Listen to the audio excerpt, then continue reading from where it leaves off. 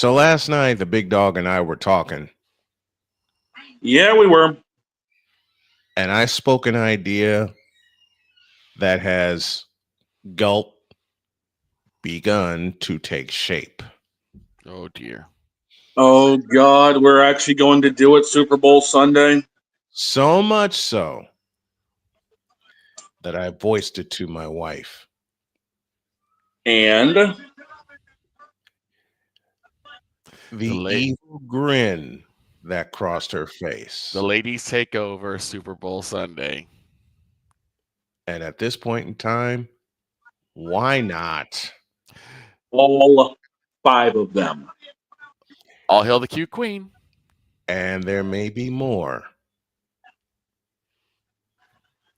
Let's go. I can't do it. We'll do it live. Do it live. I'll write it and we'll do it live. Mister, will you please wake up? Wake up, wake up, wake up, wake up.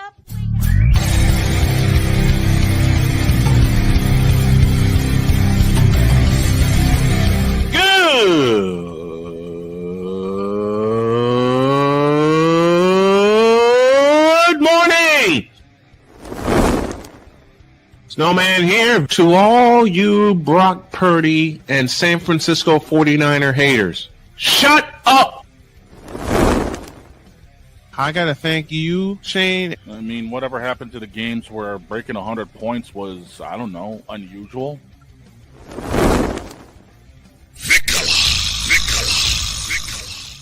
There was one word to sum up the All-Star weekend. Trays. Cause we take this job so serious. Splash Brothers, yes. Ray Allen, replace him with Steve Kerr. Reggie Miller, yeah.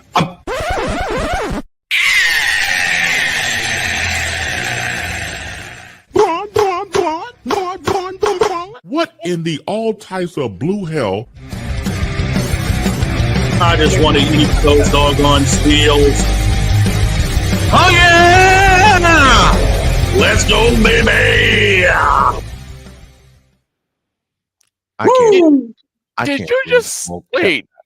Did you just say you want to eat a seal? Yeet! No. I'm watching Jey Uso. Yeet!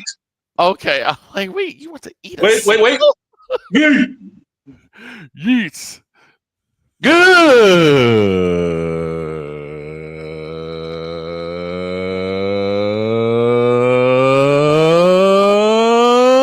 morning, and welcome to the Manic Football Whip Around Monday edition of Snowman in the Morning. Glad to have y'all with us, and you, dog, for that term yeet. Now I can't get it out of my doggone head. It's about to get us beat up by Playmaker.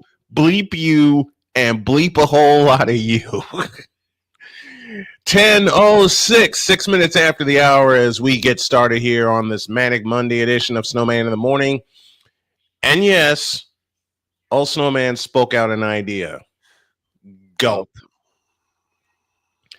Yeah.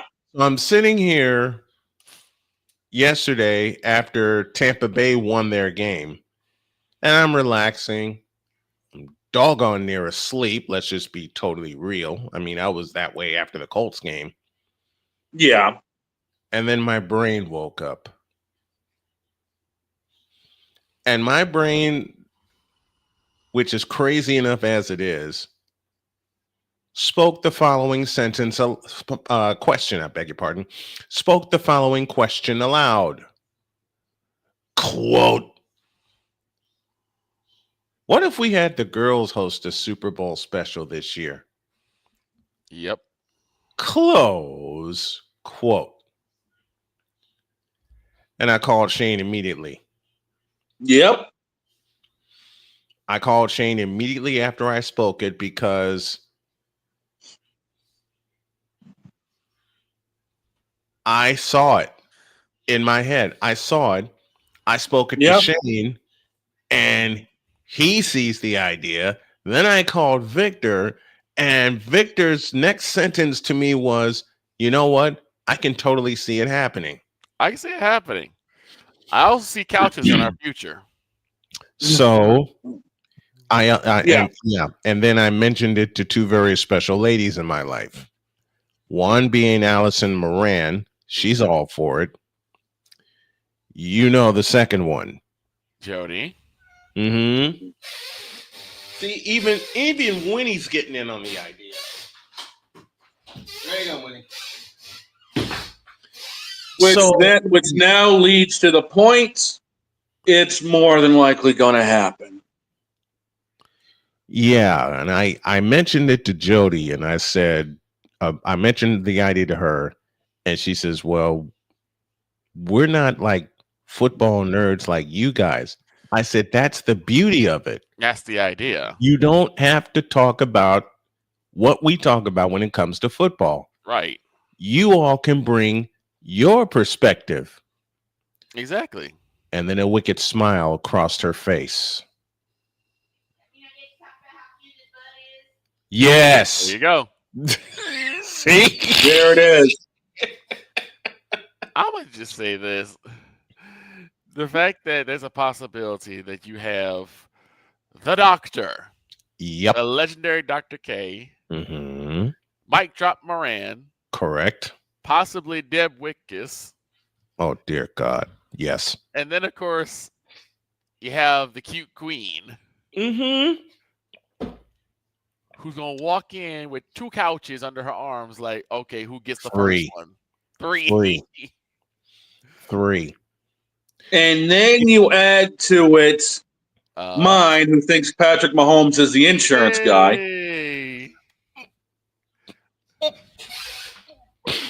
Yep. Right. Retreat. You all just heard it this morning. Retreat. Yep. And then all of that, you add all of that together. Mm-hmm. And there may be one more lady coming into the mix. Wait, what? This is the surprise I didn't give you. Okay. I may convince my daughter Cheyenne to get in on the phone. Who will say, I don't know who they are, but their butt's cute. Just like Jody will. So, folks, there is an idea beginning to take all kinds of shape. Yep. And we're only 6 weeks into the season. Right. Uh-huh. That's what's scary. You know what's even scarier than that? Justin Fields' performance in London yesterday?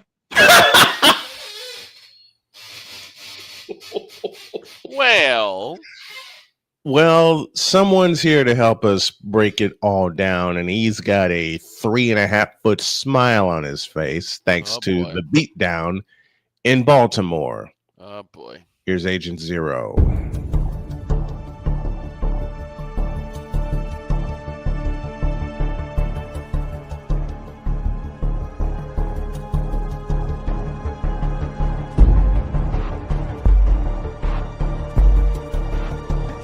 Now, forgive me not knowing the brother. You got your mic black. I don't know who the hell you are. It's like you're in the broadcasting witness protection program.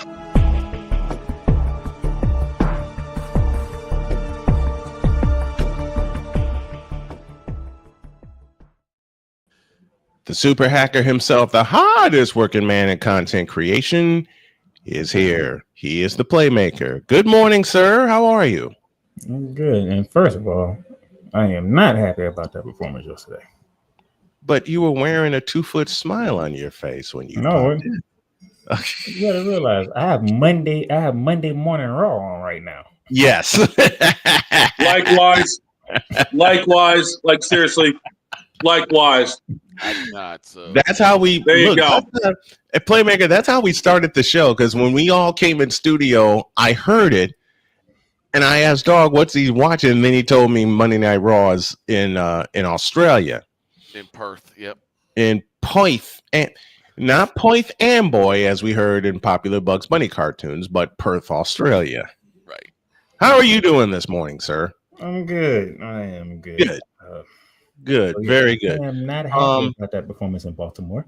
Why not? Okay. I got a little bit of news that just came across my desk, and it's quite heartbreaking. You want me?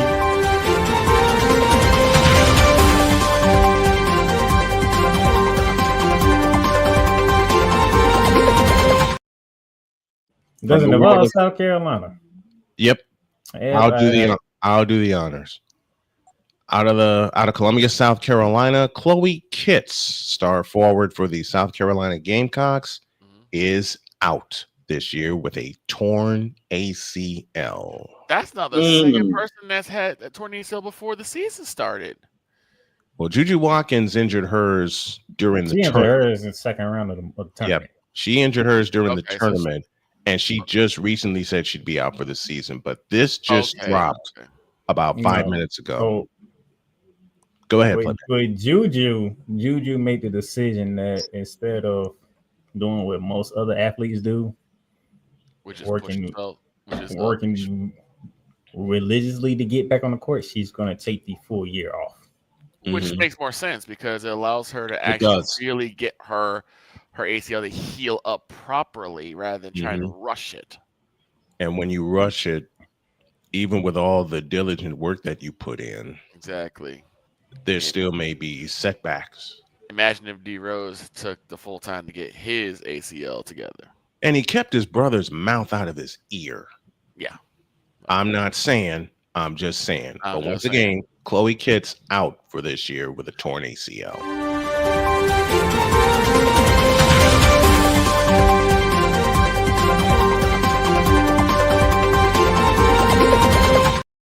So what I missed last week?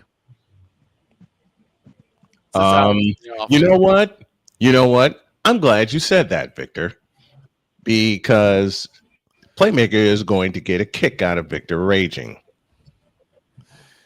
Oh boy, a big old kick out of him raging. All I remember because Victor came when Victor and I talked yesterday. Oh dear. Yes. So, okay, Napoleon says, where do the VTubers fit into your equation for your crazy Super Bowl Sunday plan? Well, Napoleon, I answer it this way. Have your ass in here. Yep. How's that? Napoleon, you're joining the booth. Why do we have all the girls in here that put Napoleon in the middle and we just get out of the way and produce the doggone thing? Oh my God. Yeah. Napoleon's gonna end up sounding more like Raj from Big Bang Theory.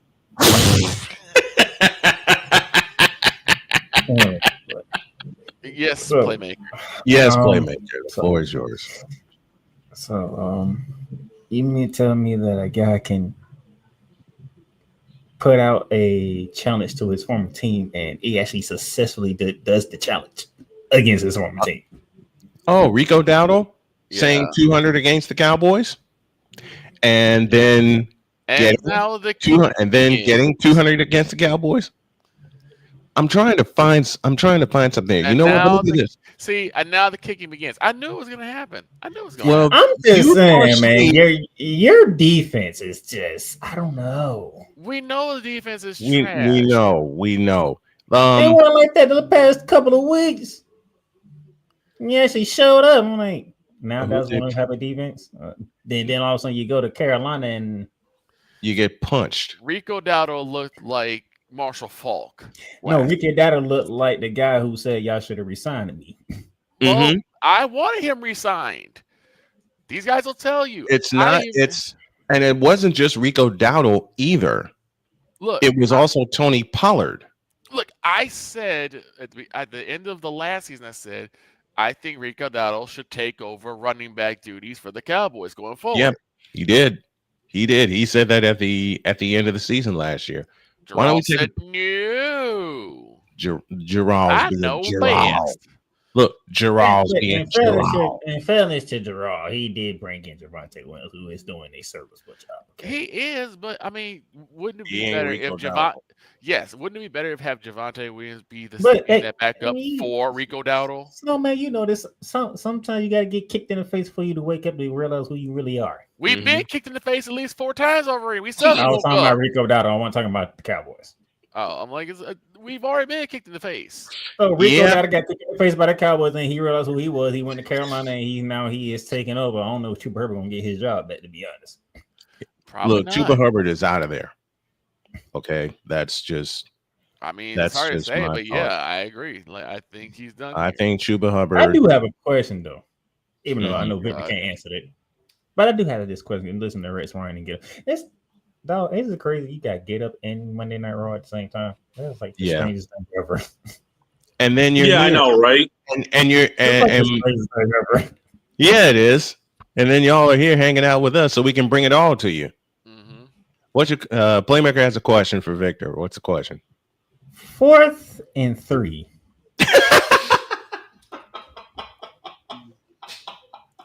And you have a safety in the goddamn end zone.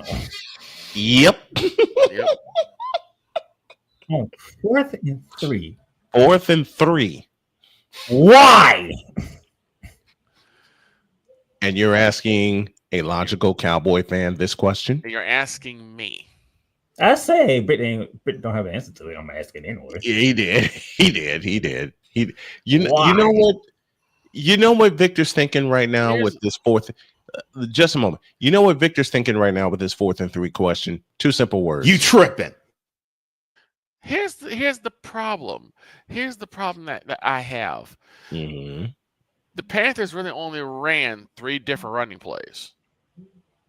Every running play was one of 3 different running plays.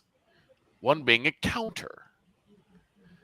And for some reason, the Cowboys just had no answer for it.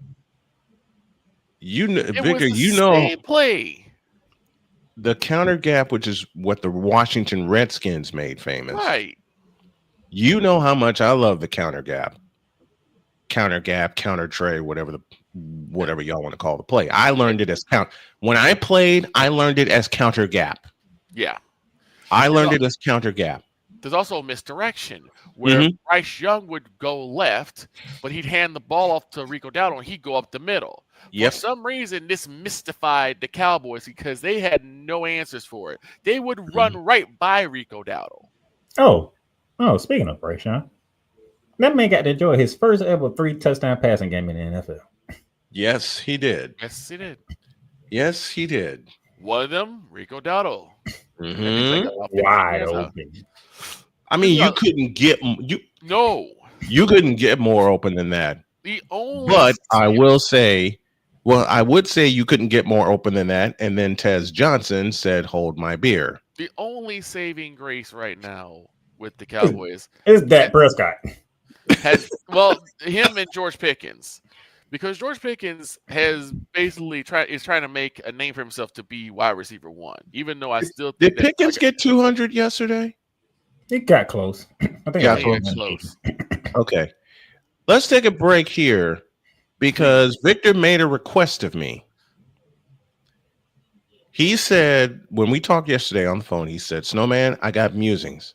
Yeah, one of them is a combination. Tell you all about it when you all get back in the deuce. This is Snowman in the Morning. The spirit of battle is a powerful force. It's a force that drives us, pushes us beyond our limits. It's a fire in our hearts that fuels our determination, our commitment, our strive for greatness. Every challenge faced, every obstacle overcome, it sharpens our skills and fortifies our resolve. This relentless pursuit of excellence makes the journey so exhilarating. And the victory, it makes the victory sweet.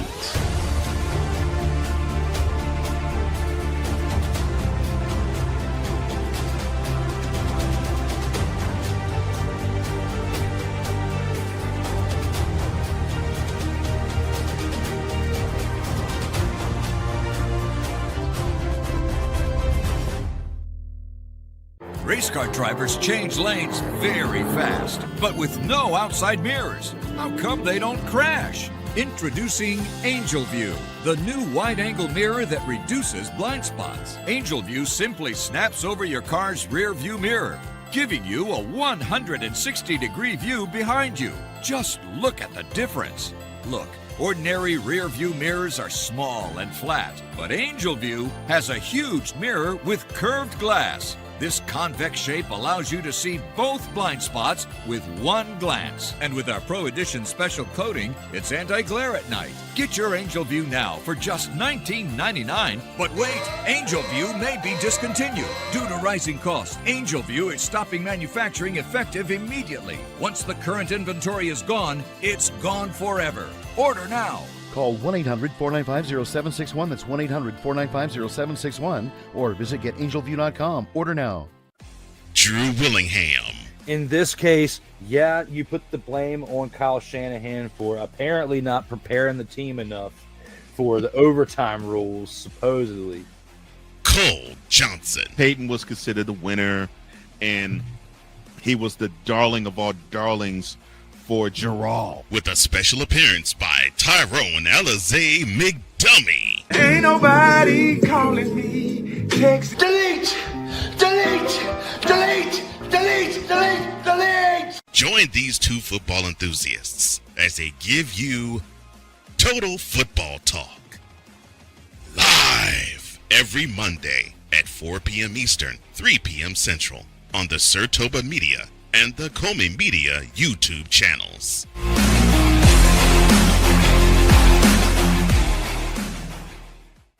Cause we take this job so serious.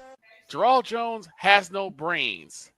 His football acumen is the same capacity as Gun Run's moral capacity.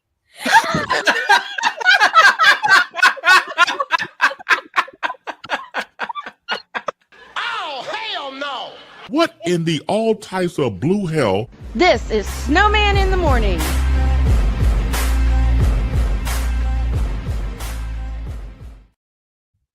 One of the best ones I've cut so far. One of the best ones I've cut so far. Huh? Where'd the dog go? Well, you know he's had technical difficulties. Oh, boy. And I'm probably guessing that he had to take a phone call. So he'll be back. But Victor made a request of me. In fact, he made 2 requests of me. And Playmaker, I apologize in advance. Here's one of them. Ladies and gentlemen, these are the random musings of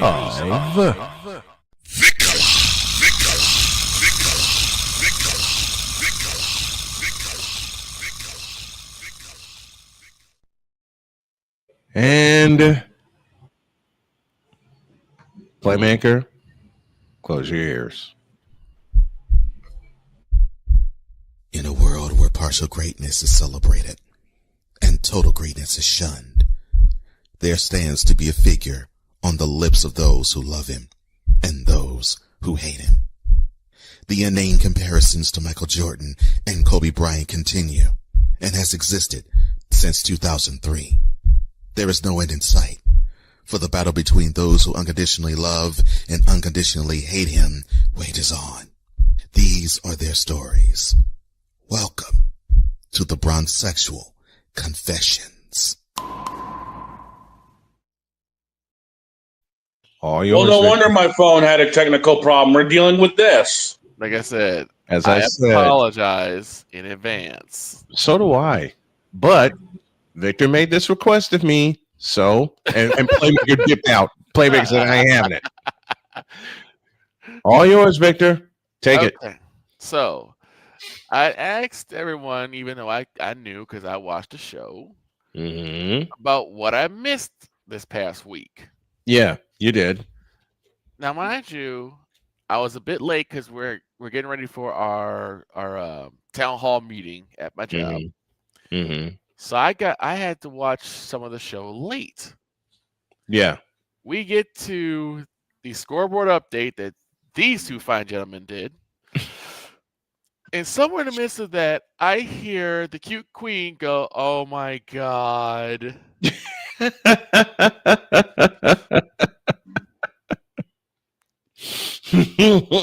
I'm like, what is the matter? And she's like, I'm face palming so hard right now. And again, I'm not understanding what the problem is. Right. And then she breaks that the big announcements. The decision, part 2,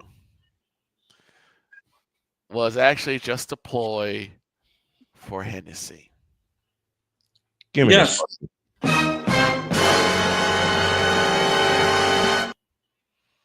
All it was a ploy for Hennessy. And I'm just sitting here like, wow. And then everyone just quit. Everybody quit. We walked off. We were done. Now the reason why I have musings about this is because, one, there are transsexuals in my office. I'm sorry. And at least 3 of them brought bottles of Henny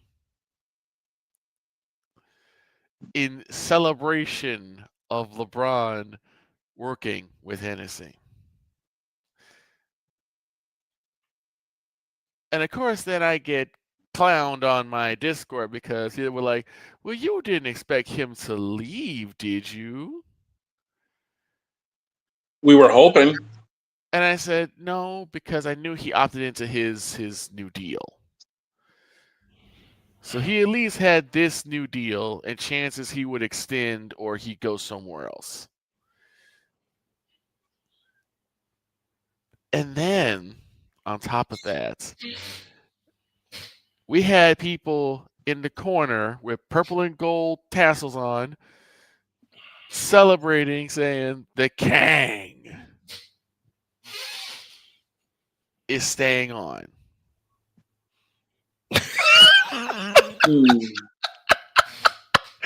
Playmaker getting this from the. I got it. And I said, look, I apologize in advance. I didn't think Playmaker was going to be on this Monday morning, to be fair. No, I was waiting for him for Tuesday. Exactly. So it's your fault. It's your fault, Playmaker. Now, here's the thing. Someone else decided to ruin my week. It wasn't me. No, it wasn't you. When someone sent me a following graphic. Oh no, not the graphic. Yeah. Oh graphic. no. They were talking about Scottie Pippen in the 90s. Who was a beast. And MJ in the 80s. Who was a beast. And basically they were saying that you could save it for next week when the season begins. No, I couldn't. No. Because when something goes in my head, I need to get it out. So no one understands this. Very, very well. I'm the same way. When someone says something stupid, I have to talk about it. Right. But anyway, so this fool said Scottie Pippen in the 90s, or the Bulls under the 90s leadership of Scottie Pippen, 6 championship rings. The Bulls under the 80s Jordan leadership, 0 rings. This goes to show that the Bulls were better under Scottie's leadership than Michael's. And we all know that LeBron is better than Scottie. So by default... Oh, hell no!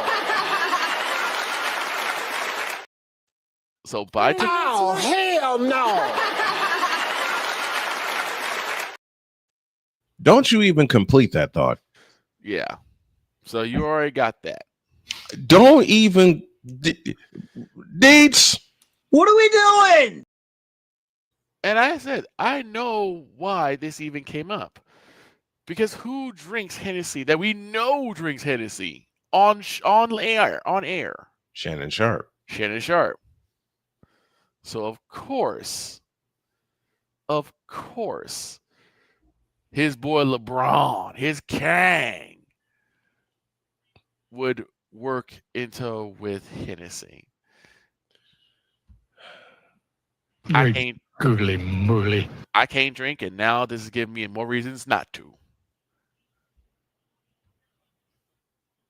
Because I will never drink anything dealing with that person. And by the way, LeBron James, bleep you. In fact, dear ESPN, dear LeBron James, bleep you. Dear ESPN for foistering this LeBron nonsense, bleep you. Dear Bronsexuals, bleep you too. Dear Ryan Hollins and Nick Wrong, bleep you both.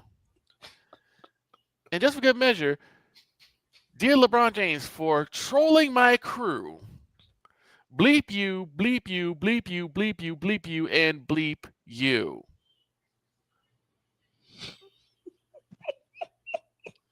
Oh my goodness. Finish it. Oh my goodness. Now get out my face, you thirsty bleeps. In a world where logic and sense flies completely out the window, while purple and yellow glasses are donned. Hold on. Oh no. Why? False start? Because yes, LeBron, it is you. It has always been you. It always will be you forever and ever. Amen. Now give me this dog on camera. Uh-oh. Oh no. Dear Bronsexuals, you. Here we go. Dear Facebook for allowing Bronsexuals to ruin your platform and ruin our fandom. You. Dear ESPN for shoving LeBron down our throats and up our asses for 23 years. You, you, you, you, you, you, you, and you. Now get out of my face, you thirsty bitches. In a world where logic and sense flies completely out the window, while purple and yellow glasses are donned, rises a figure who encourages ridiculous, undying loyalty. Good Lord, I'm about to throw up. This has been yet another installment of The Bronsexual Confessions. And Damien, That's I just was one. told to wait. That's just why- one. Yeah, that's why I have Meanwhile, while all that was going down, I'm sure Playmaker and I saw the same Yeah, thing. me and Shane on the same page. Raw ended very shockingly. Wow. Yes, it did. Damn. Yes, it did. How? Let's just say division is no longer division. What? Yeah, The Bronze and Paul have left Seth. Heavyweight champion in half. Oh, Braun Breaker. Well, they've been teasing that for a bit. Well, it just happened. Yeah, they've been teasing that for a bit because when Seth supposedly got hurt, they were already ready to get behind the Braun Breaker train. Which Well, Braun Breaker just broke Seth Rollins. Ooh. Yeah, he split him in half. I mean, He made him look like a folding chair, and then the Auszilla tsunami'd him through the ring. Wait, what is his speed now? It wasn't like 25 to 35. No, it's like 25. I'm trying to remember exactly what his speed was because he's supposed to like take off in a run. He's supposed to be like faster than most cars. 23 mile an hour. 23 miles an hour. That's what I thought. I was gonna say 25. There's that number 23 again. And Victor, you wrong on 2 occasions. What now? When is the last time you saw me hop on Tuesday? Wasn't it like a couple weeks 2 ago? weeks ago? No, Yeah. it wasn't. It was a Monday. Well, again, you weren't even. I've here, been you weren't popping even up here- on Mondays. You weren't even here last week. That's because At all. I was preparing for a show. Exactly. A big show, I thought you. a I thought big you were prepared. behind show at that. I thought you were prepared for a show this week. See, you weren't paying attention. That's because Victor, you don't follow me on social media. That's why. Because I you did, don't. you would know that I put a post out there yesterday, Now, early yesterday, that I'm not doing a show today because we preparing for the new season. Well, next week. okay. Okay. Was it on Facebook? Facebook, YouTube. I will. I'll have to I'll have to separate these two. But the second half of Random Musings features Gerald and the Cowboys. Why you do this to yourself every week? A come to Jesus What do you meeting. mean? You have a random news about the Cowboys every week. Why you do this to yourself? Because he's a Cowboys fan. What do you mean? I do it myself. Do you think I write the schedules for this? A come to Jesus meeting. It's your segment. At Deuce. It's not. This is Snowman in the Morning. Here's an important message from the Diabetes Solution Center. Do you like pricking your fingers to test your blood sugar levels? No one does, but it's important to maintain your health. And now, by wearing a small remote device called a continuous glucose monitor, or CGM, you don't need to prick your fingers anymore. It's easy to use and helps you make more accurate diabetes treatment decisions. If you are testing your blood sugar 3 or more times daily, injecting insulin, or using an insulin pump, call the Diabetes Solution Center right now. And if you have Medicare or most major insurance coverage, you may be able to get a new CGM at little to no out-of-pocket cost. Shipping is free, and we'll even bill your insurance company for you. If you are testing your blood sugar 3 or more times daily, injecting insulin, or using an insulin pump, call the Diabetes Solution Center right now to learn how to end the painful finger sticks and get your own continuous glucose monitor, or CGM, at little to no out-of-pocket cost. Are you waking up in the morning with a sore jaw, headaches, maybe even ringing in your ears, all because you're grinding and clenching your teeth at night? That's exactly what was going on with me. That's when I found this, the Bucs Night Guard. Now the Bucs Night Guard redirects the bite force away from the back teeth, reducing jaw pain while still protecting the teeth. This unique design is what makes Bucs Night Guard different from all other traditional grind guards. Go to BruxNightGuard.com and order yours today. SeatGeek is the ticketing app for fans like Boomstick Lady. No free throw is safe from the roar of her sticks. SeatGeek helps her find a seat in the direct eye line of the shooter so she can sit where her boomsticks make the biggest boom.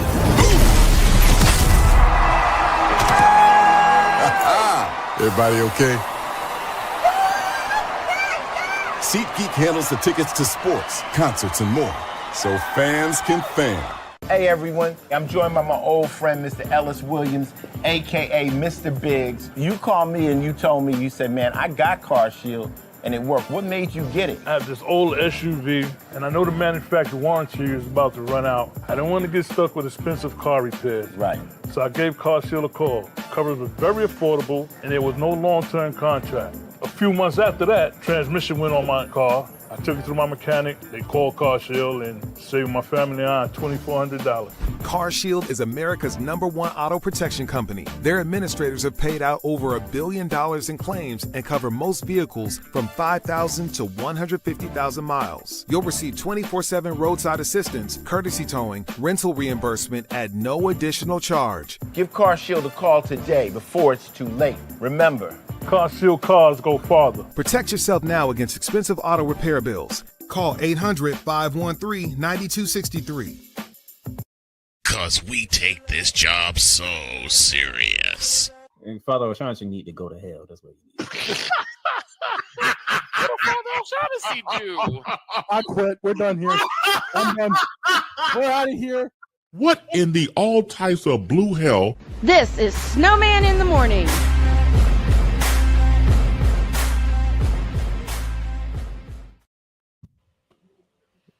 Playmaker, F you for coming up with that and making us laugh uncontrollably. See, I kind of get what Playmaker's doing now.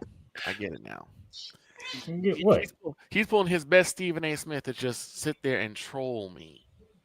You do a musing on the Cowboys every week. Am I lying? Am I not supposed to? You can choose not to. It's your choice. That's all I'm saying. Am I not supposed to? Because if I don't, let's understand this. If I don't, let's say I don't do it this way. Let's say I say, screw it, they lost. It is what it is, right? Then I have people saying, why are you ducking and dodging? Yo, Cowboys. People gonna say something about Panthers. People gonna say something about anything. It don't matter what you do. You gonna say people gonna say whatever. People say it to me. Exactly. With the teams that I've covered. I don't run. If I'm gonna take the beating, I'm gonna take the beating. They can say whatever they want to, and I'm doing this partially jokingly to Victor to make him laugh. They can say whatever they want to say to me. And I know you did too, Victor. I stopped giving a a long time ago. But for comedic purposes, just a moment, Playmaker. For comedic purposes, Victor did say in the chat yesterday during the live stream, well, I'm going to get kicked just like that football did on that walk-off field goal. And what did I say? And am I not getting kicked again? I'm not doing the kicking. I'm just sitting back enjoying it. Victor Big Dog would tell you, and Snowman would tell you, I'm a Gator fan, but guess what? I'll look at them and be like, no, they ain't making the show. I don't care what anybody says. Am I lying? Nope. And I'm a Gator fan. Now I was like, nope, not making. Nope, ain't talking for Florida. Get out of here. I can talk about other things. But see, here's okay, Shane. You're gonna hate me for picking on you, but you're gonna love me for picking on you at the same time. Shane would do the same thing. He would write to me and said he would message me and say we are not talking Patriots tomorrow. And then as soon as we come in here for pre-show, we're talking about the Patriots. He's like, this, we got to talk Patriots because I'm mad. And I'm sitting here laughing. Because again, if I don't get this out, it's going to be stuck with me for another week. And I don't need that. Well, you got another game. And there's another game after that. Exactly. So I need to get it out as soon as I can. Otherwise, I'm not going to rest. I'm not going to get any peace. So a quick little side note before we get going. Squiggle, you ain't right for that, but you're so right. Yep. Oh, Seth got destroyed worse than LeBron's career. If he had it, you know what? I will save the second half of that for Wednesday. Here's the and it might wind up being an uncensored crash out. Here's the problem I had. Crash out. So apparently, it seems that Micah Parsons was not the one we had to worry about getting a revenge tour. It was Rico Dowdle. Let me set you up. Here's the second half of Victor's musings. Ladies and gentlemen, these are the random musings of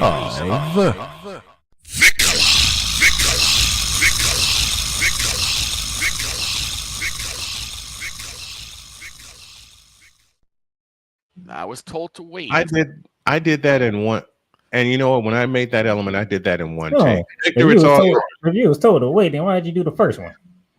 Because I was told to wait. I planned it that way. Yes. Victor, the floor is yours. So, how many mistakes, monumental mistakes, has cost the Cowboys this year? Thanks to Gerald.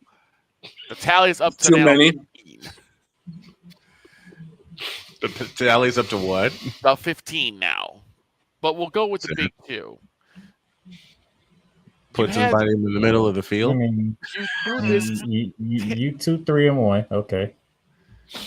You took this talent named Micah Parsons, threw a temper tantrum because he wouldn't play ball with you, and instead of just having the conversation with somebody. That's all you had to do. Just have a conversation with somebody. He's now with Green Bay, which sadly they didn't lose the Cincinnati Bengals. Darn. I would love to have Joe Flacco beat the Packers twice in the same season. I was waiting for that meme. Didn't happen, but the Packers took care of business. But then now Rico You Dowdle. was terrible. You was a terrible person. Wait, what? You're a terrible person. You're a terrible person. I don't know what you're talking about. How you gonna give Victor the Stephen A. music?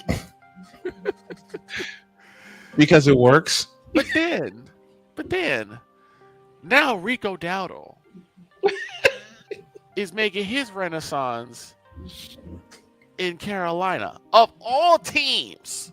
Yes, of all The Carolina teams. Panthers. Carolina.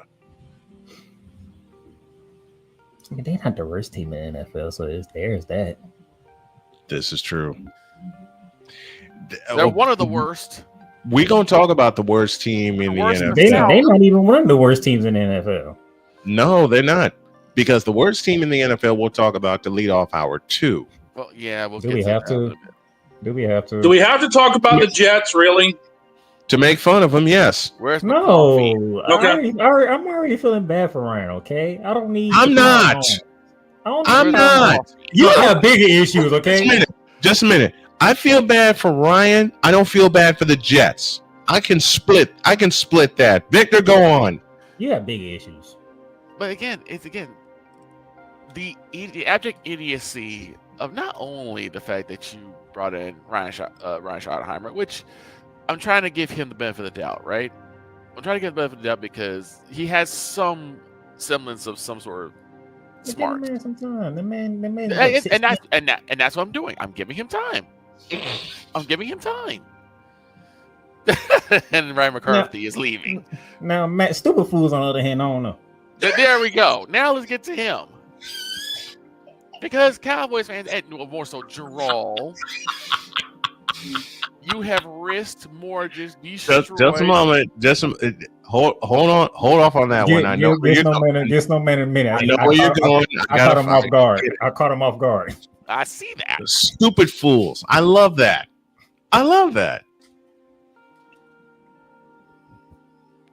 Go on, Victor. Dear Cowboys, you got rid of Pennywise. That's wonderful. Brian Schottenheimer, I'm giving him a chance. But then you risked, mortgage, incinerated, eviscerated any chance we have of playoff success. Completely yeeted away.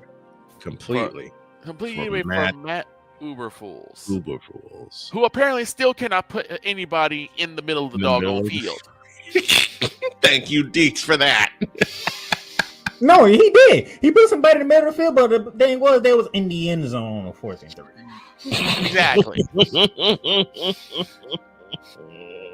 Why is you 30 yards away and they only need 3 yards? Oh, let me get to, and this is where I said I got to call Brian Schottenheimer to the floor a little bit, to the carpet, because in the fourth quarter, you ran 3 screens in a row.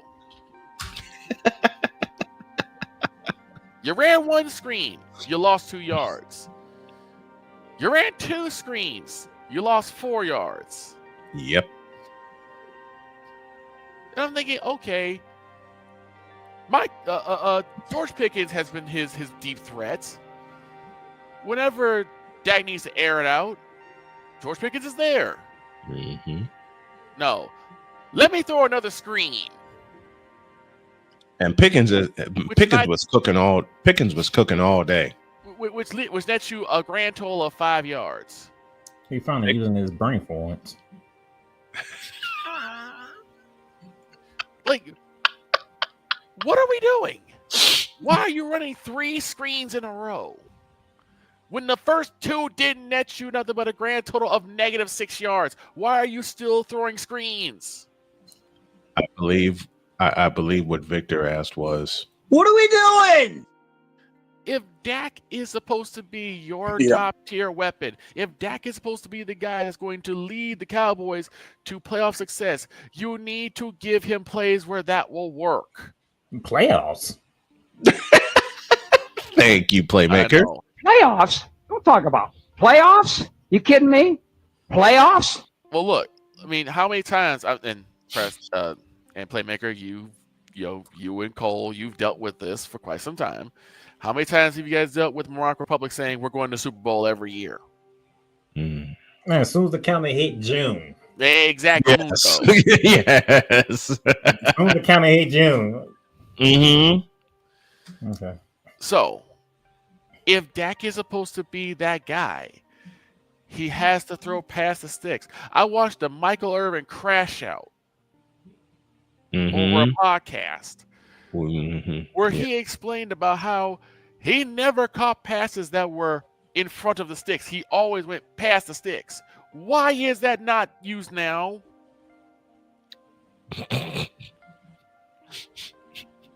You know what? I think I know why Victor's going through this right now.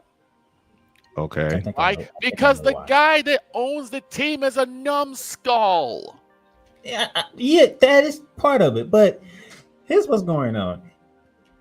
Victor saw Thursday night, and he saw a team that's supposed to be the defending Super Bowl champions look the way that they look, which means they can be had.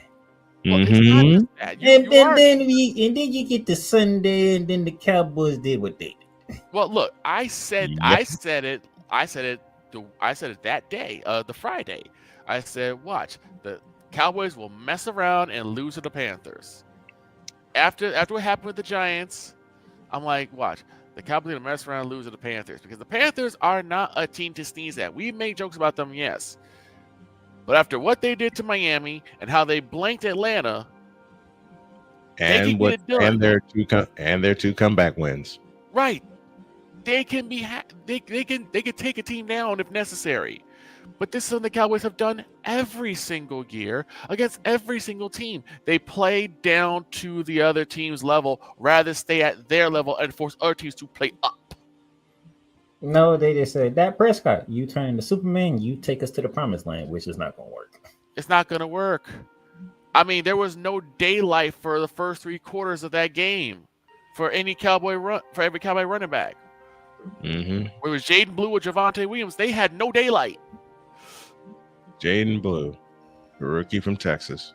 Oh, by the way, Victor, what was that you were saying about Matt Uberfools? Can you do it again, please? Yeah, they basically, Jarrell has basically mortgaged, risked, doubled down, threw away, yeeted away, eviscerated, incinerated any playoff hopes or future hopes of Cowboy success for Matt Stupid Uberfools. Thank you, Playmaker, for the addition to that. The guy is a numbskull. He's already gotten rid of 2 future prospects, 3 if you count Tony Pollard, to other teams who are starting to have comeback years because he can't satiate his own ego. And the reason why this is so bad is because for some reason everyone thinks that the Cowboys are just better than every team because every other team is worse. We can do stupid stuff and still be successful because every team is worse than us. That's why you can throw 3 screens in a row. And as far as the Eagles go, and I hate saying this, because I like what I'm seeing from the Eagles. The Eagles played around with their food too much. The problem is the Eagles are getting cocky. The Eagles are starting to look like a team in the same division. The Eagles are like Dallas Cowboys with the way they're playing. They don't step on the throat and keep pressure. Shout out to Cool McCain. They don't put pressure. They don't keep that foot on the throat like they're supposed to and apply pressure. Instead, they take their foot off the gas and let another team come back. I mean, my God, Cam Scatterboo looked amazing. Rookie. Scatterboo! And I'm gonna ask this: was Saquon Barkley injured? No. So then, where was he? In the words of somebody that owns this show, nowhere to be found. So are we putting Saquon Barkley on the milk carton, or is this again the return? No. We're not gonna put Saquon Barkley on that milk carton. We gonna look at the new offensive coordinator that they got because he don't know what the hell he doing. Well, that too. Are we seeing the return of Skinny Jeans Sirianni? No, what we're saying is Nick Sirianni, you need to get on that offensive coordinator, or you need to take over play calling because he ain't not working. He does not understand the mission at hand. No, he doesn't. Last 2 games he hasn't. It's just gotten ridiculous. And the reason why I jump on the Cowboys is, as I've said all the time, I expect some form of greatness from this team. I mean, Snowman was spoiled by the 80s 49ers. I was spoiled by the 90s Cowboys. He ain't spoiled now. Exactly. But then the thing is, you still have morons saying that, oh no, man, we can still go to Super Bowl next year. With what?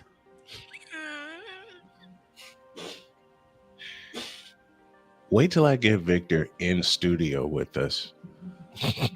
With what? What could the Cowboys possibly have? What secret weapon do we possibly have that's going to propel us from where we are now? Particularly when you have Matt Stupid Uberfools messing up with the doggone defense. We have no secondary. We keep getting beat deep over and over and over and over again. We can't get pressure on the quarterback. Just look what happened with us versus Chicago. Figure that puzzle out. Where Caleb Williams can sit there and get that bronze tan on him, get his nails and her did, and go on a girls' day with Angel Reese. Oh no! With about time that he had back there, no sacks. Let me brought up no sacks that game. I think you hit the wrong button, Snowman. I think you hit the wrong button. I think you hit the wrong button. I think there's another button you need to hit. Wow. I think we need to go to halftime. Please, I'm done.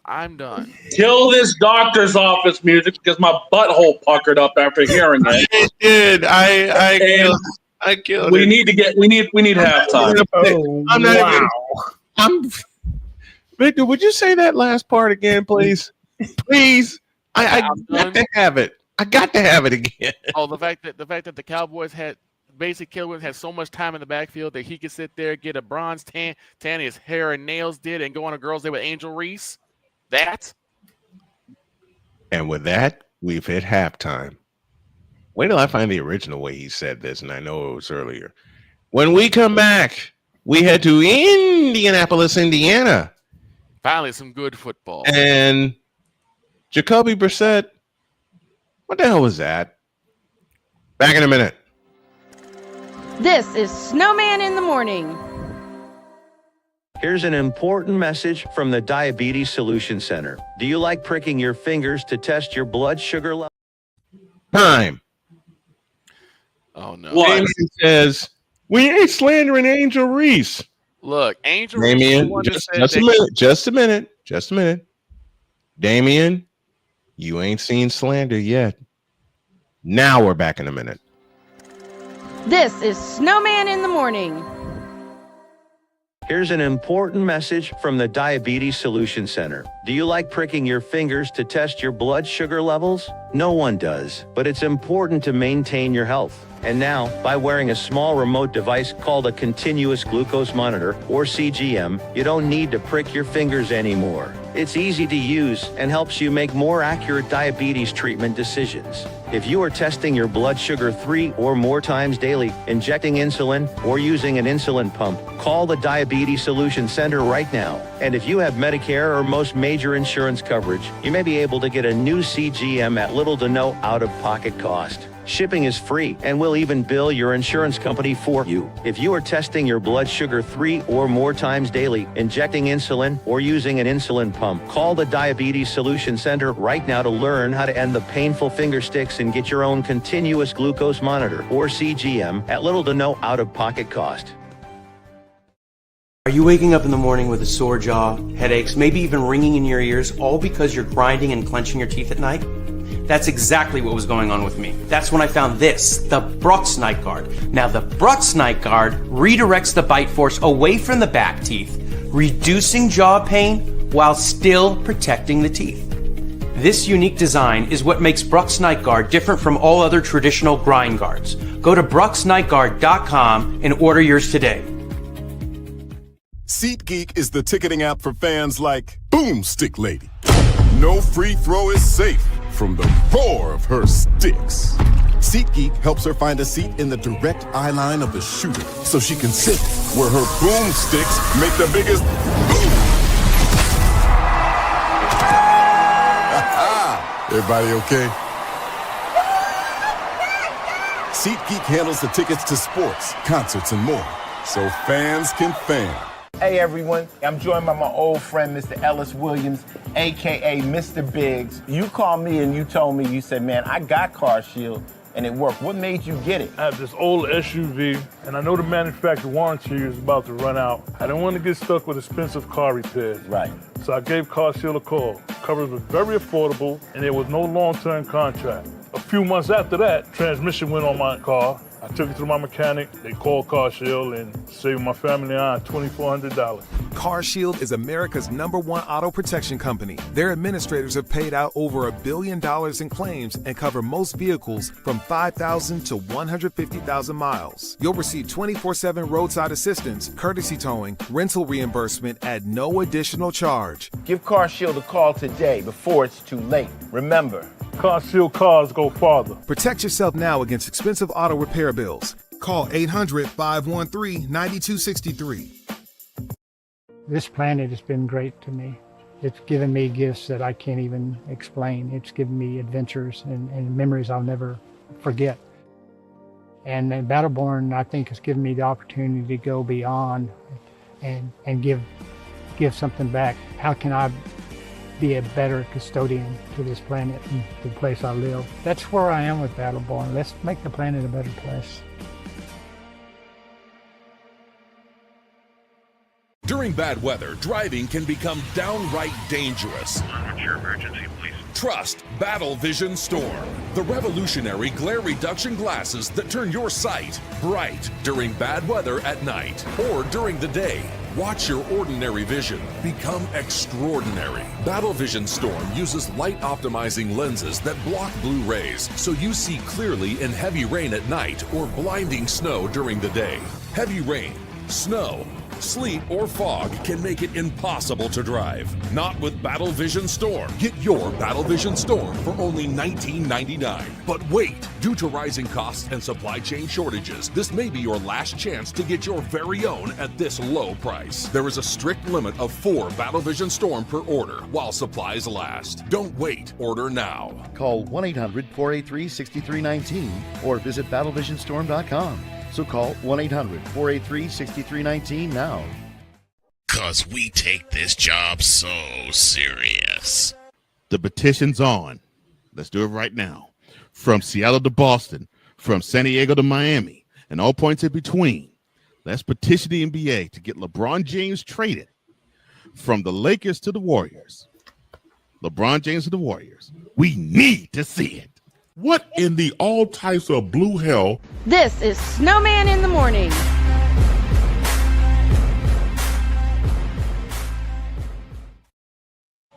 Okay, two problems. Number one, I couldn't help it. You just had to travel back in time to go grab that one. Well, actually, I cut it a month ago and I held it. You really? Second thing is we don't need to see it. No, we do not. We don't. Not only do we not need to see it, we don't want to see it. Go on, Playmaker. What's the second? And number two, you lied to the American people. You said a minute. I know it's a popular phrase I use. Speaking of minutes, we're 5 after the hour and we owe you some IDs. You're listening to WJKS-TV, your Hoosier Sports Home and Indiana Sports Hub play-by-play voice. You're listening to WHDR-DB, your radio home and voice of the Carolinas. It's the Worldwide Sports Radio Network. You're listening to WQVZ, 1700 AM Mission Radio. For me and the Lord, we got an understanding. We're on a mission from God. Oh, boy. 6 after the hour. So Playmaker in tow with us. So you live in Carolina. So that means Victor gave everybody in Carolina a gift. Yeah. Are you good, Victor? Have you calmed down yet? No. I don't even hear Victor. I think Sorry. Victor. I muted myself because I was sitting here still screaming. Well, that answers that question. There's your answer. Here's what also angered me is I saw several times where they were showing Matt Uberfools on the sidelines sitting there smiling, looking like Billy Napier, a smiling donkey. I can't use the other word, but y'all know where I got that from. I'll use it, and I'll use it because Cole used it. The smiling jackass.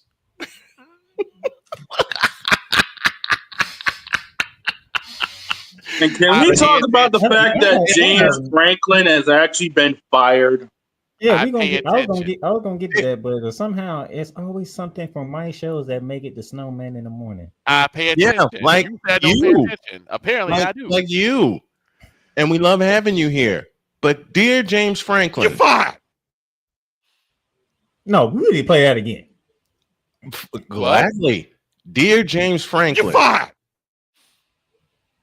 And for those of you who are like, oh, they're gonna regret this, they might, because he was a 10-win coach, but we can forgive the loss to Oregon because you never win those type of games.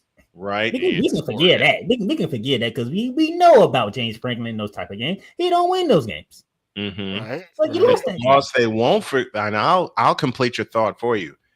The loss they will not forgive occurred this past Saturday. Yeah, apparently so. Because you jumping ahead.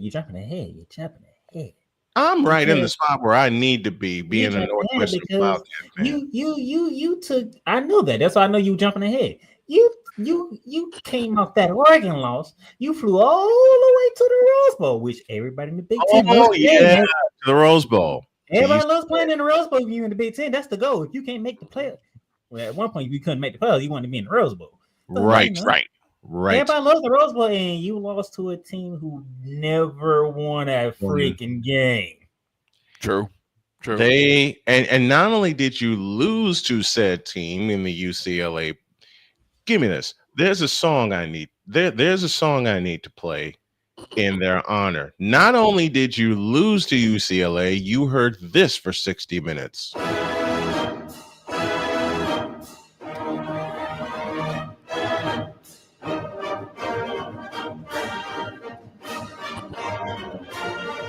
You heard that, and you surrendered 42 points. I will say this. Damien does make a good point.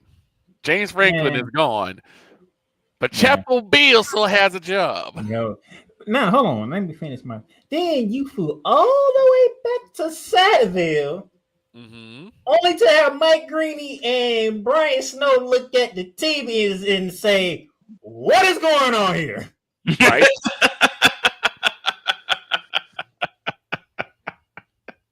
That's true. Now, here's the thing about the NU win. That's their third time in Happy Valley in their past 5 trips that they've won in Happy Valley. Right. 3 of the last 5 times Northwestern has flown to Happy Valley, they've won. They ain't Happy Valley. It's Satteville Valley. Yeah, I was say it's Unhappy Valley. It's there. You go. It's Satteville Valley. That's what that is. So James Franklin, even though you're a 10-win coach, but darn, matter of fact, you was a 24.5 point favorite when you went to the Rose Bowl. 20.5 point favorite when you played Northwestern and you lost. 20.5. So in the last 2 games, and yes, I'm playing the Northwestern fight song in the background. They were favored in 2 games by a grand total of 44.5 points. They lost to UCLA by 5, and they lost to Northwestern by 1. And then to add injury to insult, you lost your quarterback. You lost Drew Aller for the season. Yep. It just all tumbling down. And here now, Damien, here's my thing. What is up with everybody when it comes to Bill Belichick in North Carolina? Shane, help me out here. How many games has this man coached in college? None. How many games has they played this season? 7. So 7. So why is everybody all of a sudden want to get on Bill Belichick? Because it's Chapel Bill now. Exactly. They say they figure the 6 Super Bowl rings will mean enough because he's now head coaching the North Carolina Tar Heels, but apparently 6 Super Bowl rings don't mean jack. He said, not me. Even though Shane with my whole route, I had never said that Chapel Bill had to be a certain record this year. He said it, not me. No, but you did say it, but most people in UNC. That's the problem. The man just got there. Yeah, but most people in Chapel Bill said it too. It's time to build a program. You don't build a program in year 1. Well, they ain't gonna give it to him. Did Deion build Colorado in year 1? No. And people don't even want Deion there anymore anyway. Oh, he's saying. And I mean, Chapel Bill's already looking for an exit strategy. Listen, Deion is saying Deion gonna be in Colorado for. Listen, Deion gonna be in Colorado for the minute, not necessarily for the wins, but for the money. I need people to stop looking for the microwave success and focus on the Thanksgiving success, because the building, from scratch success. There, that's the. Instead of going to the microwave, worry about what's cooking in the oven. Well, Kathy Engelbert. Oh my God! See, I knew that was coming. Here's my problem. Yes, sir. I don't mind Penn State letting go James Franklin. Some people think it's a bad decision. I'm not going to fault you for that because, yes, he normally wins double-digit seasons. It is what it is. But guess what? When you win that many 10-win seasons, you have no championship to show for it, there's a problem. Yeah, major problem. But everybody want to look at Bill Belichick, who just got to North Carolina. This is a travesty. This is a disaster. The man just got there, okay? Can the man get some time inside first? But I guess North Carolina. I guess because of the cross. I guess they expected the instant crossover success that he had with the NFL. And matter of fact, what school are we talking about? UNC. North Carolina. North Carolina. What are we talking? What's what we talking about? Football. Them two don't go together. But here's the thing. Not since 2015. We talked to James Spivey. We talked to James Spivey a couple weeks ago. He said that there's a lot of good high school football in North Carolina. There is. Yeah, but then they end up leaving North Carolina. Just a moment. There is. Just got there. Mm-hmm. There's a man scour the. There's a lot region of first. There's a lot of great high school players from the region that my family and I lived in, which is the Triangle, and a region I'm familiar with, which is the Triad, Greensboro, Winston-Salem. That area. There's some great high school football talent in North Carolina. And also, I can confirm that. And also, what I think most of us are forgetting is how exactly fickle fans are. They want instant gratification. They want titles now. You don't get titles now. They want. Well, I mean, you think about it. Bossman, hold up. You think about it. Bossman just brought up a location in Winston-Salem that's expecting things. Because look at the racetrack they have, Bowman Gray. Those people are rabid. Oh yeah. So I've talked. You got to figure everyone's going to be rabid in North Carolina when it comes down to the home state team. Correct. So yeah, Belichick's unfairly getting his butt handed to him. Plain and simple. Let the man stick around for longer than a cup of coffee. He'll develop it. And that's the thing is that they also look at the fact that the first game they got walloped. So it's TCU. They did. It's TCU, okay? It's the fraud. Again, I'm not disagreeing with you guys at all. I'm just telling you that I think from the fan perspective, they're going to sit there and say, "We got Bill Belichick. He's supposed to be the best coach in NFL. Why can't he work with UNC?" I agree. They need to work the process. Do you think Phil Jackson would have the same success if he coached a college basketball team? No. I don't know. No, not. you have to. You have to learn. When you went to college, you don't learn triangles. True. My whole thing is like a lot of times, particularly college fans, they're like, "We want wins now. We want championships now." They don't know patience. NCAA is not the NFL. Like I said, let the man build his recruitment class. He'll get his players. There's like several hundred jokes in my head right now. Look, I said, I agree with everything y'all are saying. Save them for Friday. I'm just looking at it from the crazy fans' perspective, and college football fans are some of the craziest fans out there, not named the Monarch Republic. They are or the Midwest Republic. Now, Damien. Exactly. Now, Damien, if what you're saying is true, and he's not actually recruiting, then I can jump on the bandwagon of Bill Belichick. You need to go because you're not really doing your job. Mm-hmm. Right. But I have not heard reports of that. Nor have I. I have not heard those. Like, I mean, they want the. This is a trial period for Bill. This is a trial period and anyone with a functioning brain would know this is a trial period. This is a startup for what they think is going to be. You said functioning brain. That should tell you everything. That should tell you what you need to know right there. You said you said functioning brain. Yes. That should tell you what you need to know. Now, can I go back to the NFL? Go ahead. Because Snowman. Oh no. You might be leading the division, but for how long? Not much longer. Especially after the injury we all Especially after what I saw yesterday. Playmaker, this one's mine.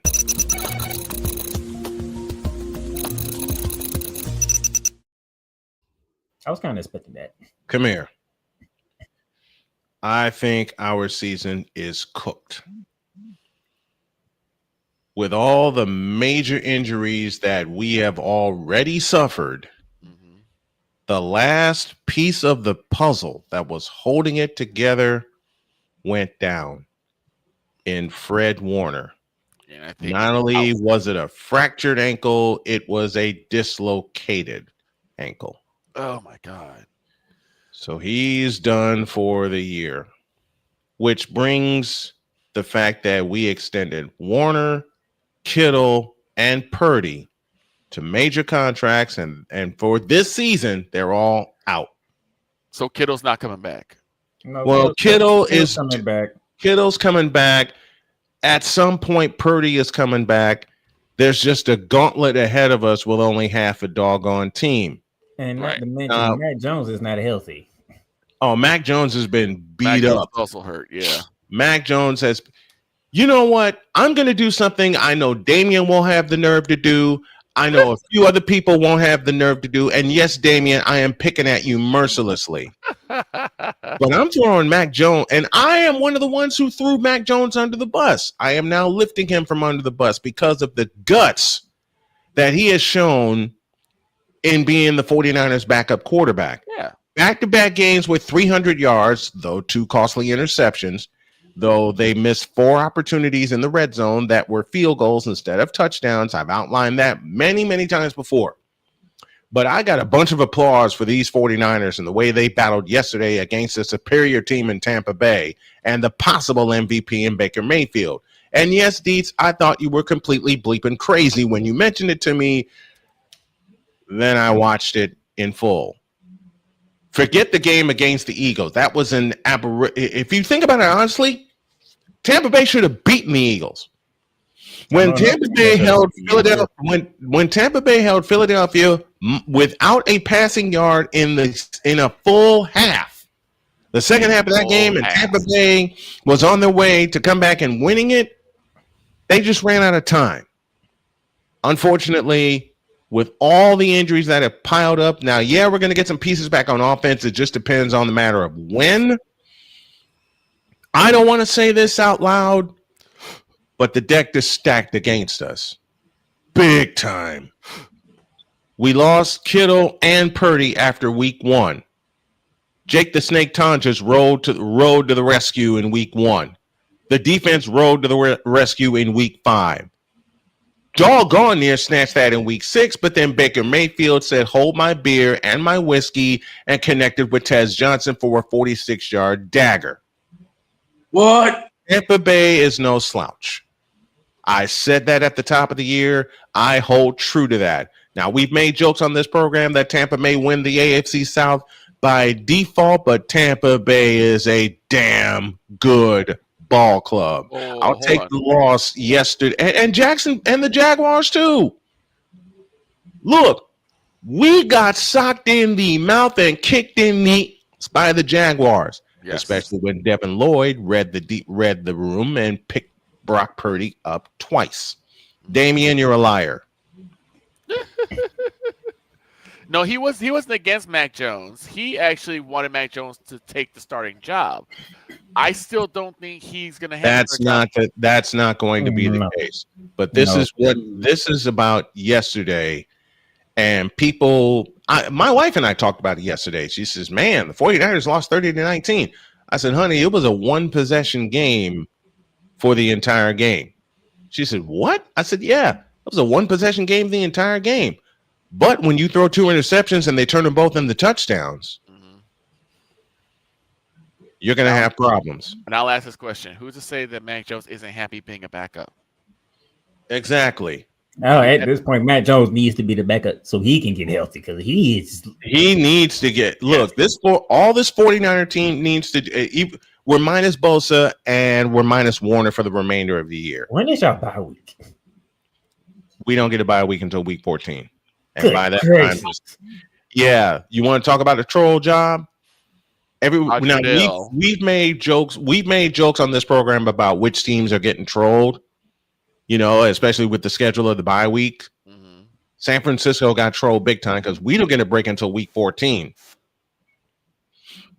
How much of a team are we going to have left is going to be my major problem. When did the Cowboys get a bye week? Sitting at, but I will say this. Yes, we lost yesterday. There were factors in why we lost, not only against Tampa, but against Jacksonville.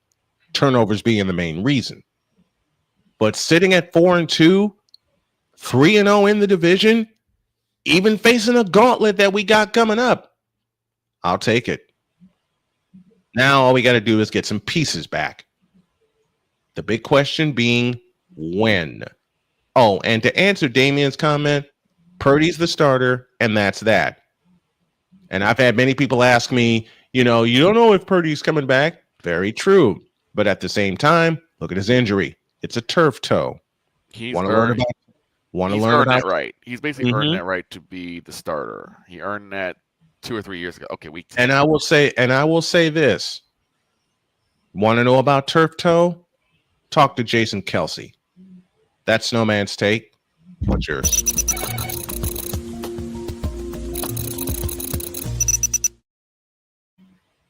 That's a good take, so man. That's a very good take. Think about it. We are not supposed to be. Listen, there are two things the 49ers are not supposed to be right now: 4-2 and 3-0 in the division.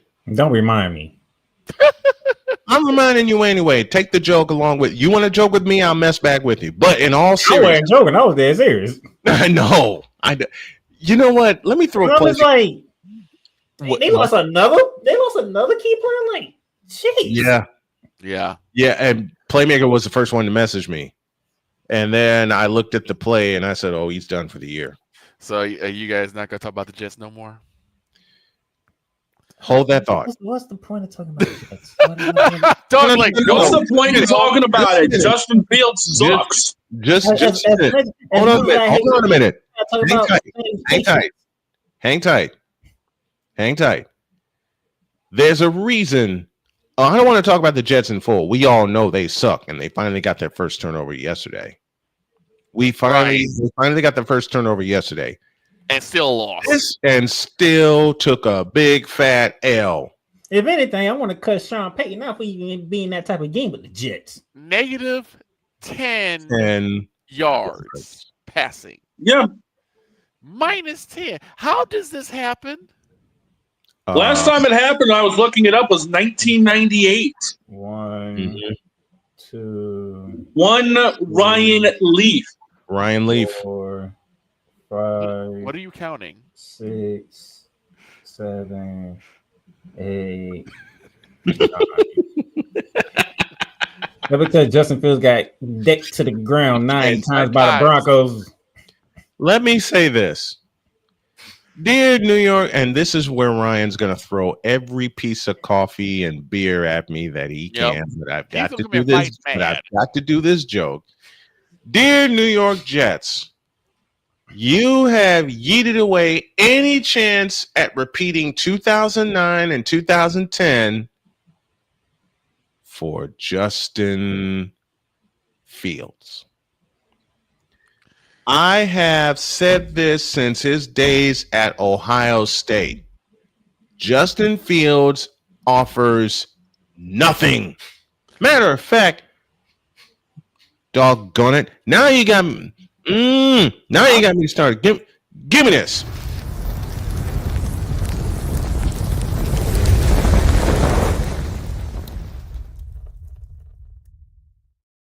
Really? Now I get to have fun. Really? You putting the Jets on the hot seat? Are you serious? I'm not putting the Jets on the hot seat. They're a permanent hot seat. I'm putting Justin Fields on the hot seat. That's even worse. No, it's not. Yes, it is. It's not worse. It's necessary. No, hot seat is for people who you expect to do things and they ain't doing their job. That's what the hot seat is. Well, here's one of them. Because of all the expectations, because of all of the tempered, cautious expectations around the Jets, of which I'm not a part, thank the Lord for that, I am putting Justin Fields on a permanent hot seat, just like the Jets are. And I will begin by saying this, and the fellas have said it before, and I began a segment like this. Justin Fields, you suck. You hold on to the ball way too doggone long. He's not even running anymore. And Justin Fields. Give me this. I'll say this as plainly as I can. And I know Damian Hernandez, who's a big Justin Fields proponent, will not like my next sentence, but I will say it as plain as I need to say it. Justin Fields, you are too chicken shit to play quarterback. Oh my God. In the NFL. Because after watching that frivolity yesterday, in which unfortunately I got up and I couldn't help it. After watching that frivolity yesterday, when Sean Payton and the Broncos were handing you the game, you get put on your ass 9 times against the team. Against a team that barely has a defense as we speak. You get sacked 9 times. And everybody was talking about your talent, so much so that the Chicago Bears, of all teams, yeeted away their future to move up in the draft to select you. You didn't do shit for them. You didn't do shit for the Pittsburgh Steelers. And you're certainly not doing shit for the New York Jets. I wouldn't put the Steelers on Justin Fields because he didn't play. The only person that played was I put it on Justin Fields because he teamed up with Mr. Running. And of course, Damian is saying blame the offensive line, not Fields. Well, Listen, that's a I'll cut through that noise right now. Justin Fields can have the best offensive line in front of him, and he would still be too chicken to play quarterback. Look at the way he holds up. He had an offensive line in front of him at Ohio State. And since he's been in the NFL, he's played like he's looked like and his quarterback play has been since the moment he came into the league. You can blame the offensive lines if you want to, and they certainly do deserve some blame. You can blame the offensive coordinators. Matt Uberfools, hello. Matt Nagy, hello. We can't call timeouts. This man's putting Justin Fields on the hot seat. He could have put Miami on the hot seat. He could have put Detroit on the hot seat. No, he put Justin Fields on the hot seat. Quiet. I got no reason to put Miami on the hot seat. I'll save that for when Pizzle gets here on Thursday. Well, that game bleeping sucked. There's so many other things. I'm just sick and tired of people being in my ear and in my face about Justin Fields going to be a great quarterback when he looks like shit. Period. Now get up.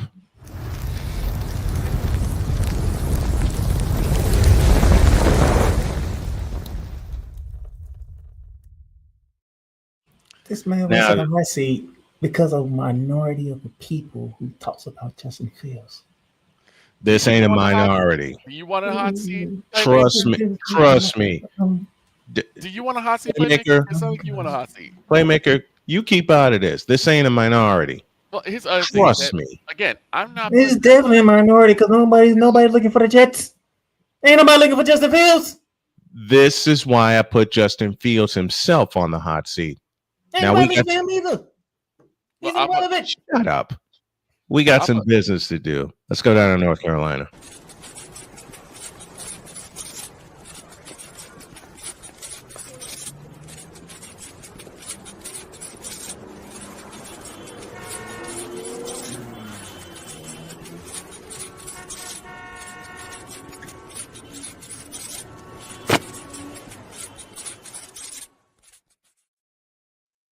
Jay Spivey is with us from North Carolina. Good morning, sir. Good morning, gentlemen. Good morning, Mr. Spivey. How you doing? I'm hanging in there. Well, you're doing better than me. I just heard your conversation about Justin Fields. I got the answer for you. He sucks. See? And he looked like garbage yesterday. And his team was an embarrassment yesterday. And his coach did him no help by literally sitting on the clock at the end of the first half. Yep.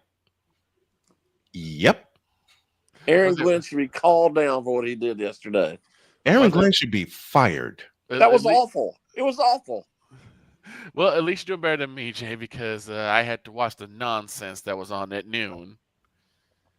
In Carolina. Yeah.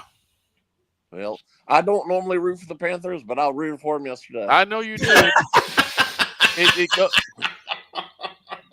goes. This is why I've been to say he's always getting kicked. It goes to what I said. It goes to what I said a long time ago. There are two things that every NFL fan has in common. One, they want to see their team win, and two, they want to see the Cowboys lose. It feels damn personal. I'm gonna be honest. A large part of it is the guy who has a birthday today. The guy sitting up there who apparently the man that turned 83, Jerry Jones. Gerald, yes, 83 years old. I knew there was a reason why they. Oh, he did do your favorite though. He didn't speak after the game. I knew they had this reason. Wait, I knew there was a reason they had like 3 fuel tanks of Jack Daniels back there. Fuel tanks, not bottles. Fuel tanks. Why gotta be fuel tanks? Wait a minute. Wait a minute. I was supposed to have that delivered not too long ago. Damn it. Yeah, they hijacked the Dogfather's supply. I'm sorry. Damn it. They went to Dogfathers. Jay, your thoughts on the Carolina game yesterday? Well, a lot of people seem to be surprised. I'm not. I mean, the Cowboys are like it's like a Jekyll and Hyde team every week. Mm-hmm. I mean, you play. I know they played in Charlotte, which is not that much of a home field advantage. No, it's not. But because I mean, the Cowboys fans they come everywhere. SoFi Stadium. But I mean, what did you say? And you, I mean, I raised some SoFi Stadium in that regard. Yesterday. Carolina they'll probably beat the tar out of Washington next week. And there's so many. Jay and I have talked about this before. Victor and I have talked about this before. Even with the Panthers that were playing the way that they played yesterday, there's still so many empty seats at Ericsson Stadium. Well, so many empty seats because they don't know. As I said, they don't know. What I understand. I know it looks bad, but I understand from a fan's point of view because until they prove that they care about winning and doing things the right way, I don't blame them.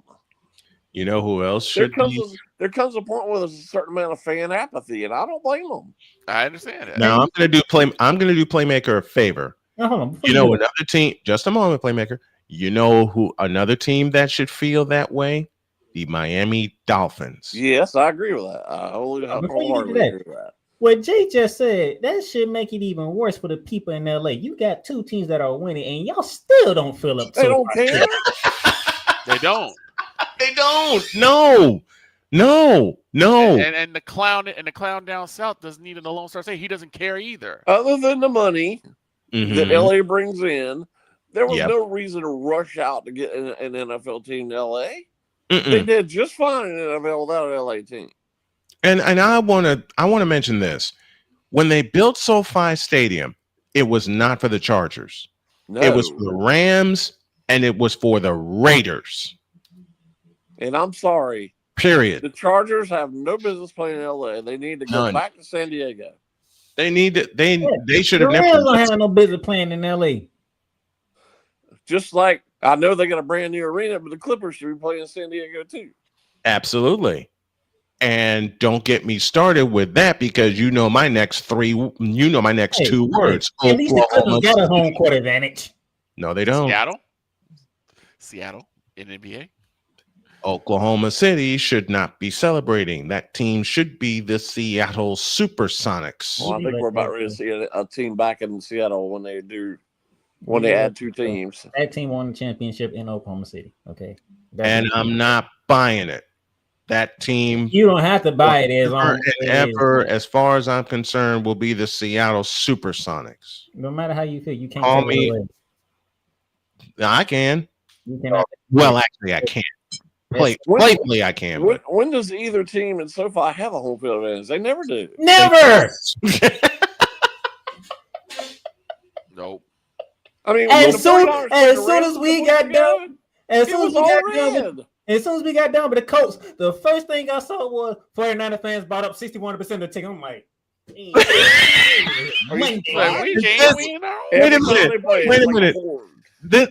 wait a minute.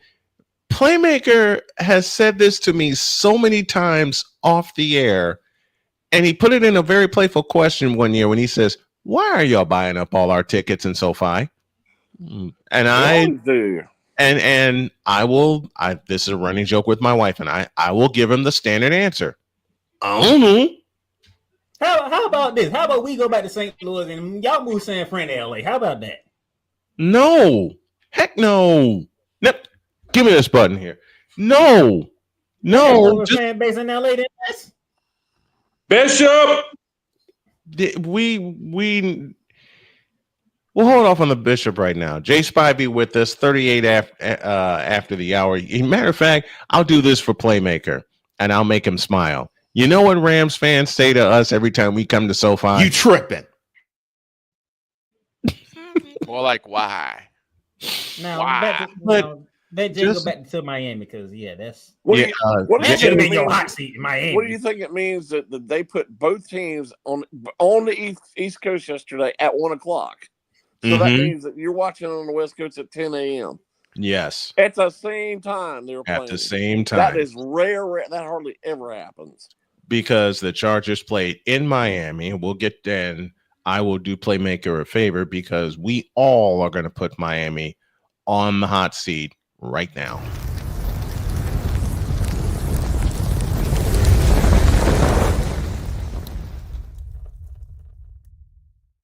I don't know why. We'll lead off with Jay. Jay, your thoughts on the Dolphin situation? Well, for one, I like to, but he's just banged up. He's like gun shy. 3 years ago, he took 3 concussions in 14 weeks. Yep, like I said, and that's that we know of. As little people care about the Jets, even less people care about the Dolphins. And Tua called him out, saying players are late to players only meetings. Yeah. Yeah, he put it out on Front Street. Are you surprised? No, it's just like I'm not. Usually a lot of guys keep quiet about that, so I'm very surprised. So I'm kind of surprised at that. Let me go back to Jay. You know when I said that Aaron Glenn should be fired? You know who should be fired? Mike McDaniel. It's getting very close to that. You want to fire Aaron Glenn after 6 games, but Mike McDaniel's been there for how long? And you just not want to fire him? But what have they done since Ross has been the owner? Nothing. Since Steve Ross has been the owner. Nuff and Ing. You know what I call this? I call this karma. And I'm sorry, Miami Dolphins. They need to switch back to their old uniforms. Those ones they use now are not good. Thank you. Man, I don't care about the uniform. This is karma for how they did a certain coach up in Minnesota. Oh, that ain't karma for that. Yes, it is. That's karma for them not putting a good football team together. More like it's karma for basically putting 2. Guess who would have put a good football team together? It ain't Minnesota, I'll tell you that much. I mean, what have they done since should still be the head coach of the Miami Dolphins. They won't be going through this right now. That's true. Yeah. That was a terrible decision. Well, it's Miami. I was gonna say, has Miami ever made a good decision? Not since Don Shula. Well, you talking about the Miami football team or Miami in general? Miami Dolphins in general, the football team. Miami football team. There you go. You just gave me something. Since you mentioned that, you know, Snowman, I mentioned this a long time ago. All those people clamoring for Eric Bieniemy to get a head coaching job. Yep. What has he done since then? And where is he? I know he's coaching somewhere, but what? I haven't heard his name in. Chiefs miss him? No. I've heard people say they should change the name from Eric Bieniemy to Eric the Enemy because he's the enemy of. There were millions of people who thought he should have got the head coach's job. Yes, why? I remember that. I remember that. Wait a minute, where is Eric Bieniemy anyway? He's coaching somewhere in college, and I forgot where he is. I don't think he's coaching in college. Oh, where? I don't think he's coaching in college. Research here. I saw him recently. Live research here. Eric, as Chris Berman says, Eric's sleeping with Bieniemy. That's the nickname Berman came up with. Right, he did. For it. For God's sake. But there were going back to last night. I mean, do you think Mahomes and Andy Reid miss Eric Bieniemy? No, They have not a Matt chance. Nagy is their offensive coordinator. Matt In Nagy. name only. In name only. Exactly, because Andy Reid is the real offensive coordinator. Yep. I've been saying that all along. Yeah, he ain't coaching He's nobody. running back coach for the Bears. I'm hearing. He's the running back coach. I mean, running back seriously. coach. Okay, that's Damon. He had better signs, so he wouldn't know. All these people who thought he should have got the head coach's job. Yeah, you know what happened? You know what happened? He took his stupid behind to the freaking Rose Bowl. That's what he did. Mm-hmm. You shouldn't even went to college. Should took the year off. But no, you want to go down to UCLA, and then when James Franklin, like James Franklin. Thank you, Jay. Like James Franklin, who won nothing.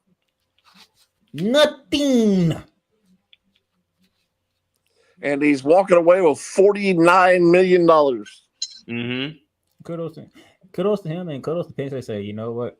We ran this for as long as it could. We need to go somewhere else. But Penn State and we're staying with Miami on this particular hot seat. What would it take, Jay, for the Dolphins to turn it around? I've asked this about many other teams. What would it take for the Dolphins to turn it around? Where do they need to start and blowing this up? I think they're almost. I know they're kind of middling, but they're almost to the point where they just need to start from scratch. I'm gonna say where the Cowboys start their ownership. Well, yeah, like I said earlier, Stephen Ross is a big part of the problem. Mm-hmm. Exactly. Oh yeah, I hate to be petty, but I need to get my petty shot in. Oh boy. Hey, Stephen Ross, how you like Justin Herbert now? They're just wasting Justin Herbert. Oh, that's great. No, Stephen Ross wanted Tua. They wanted Tua, but Justin Herbert, and Justin Herbert just went down there and came out with a dub. A walk-off dub at that. And here's the thing, though, is like, again, the Dolphins, for some reason, they just are adverse to putting anything around Tua that would help him not take heat, not take damage. They got some talent, but they got weapons. I'm not talking about. I'm talking about protections. They don't have. Jay, you've heard me say this so many times over. Gentlemen, you've heard me say this. What's the one thing the Dolphins are missing around Tua? O-line. A line.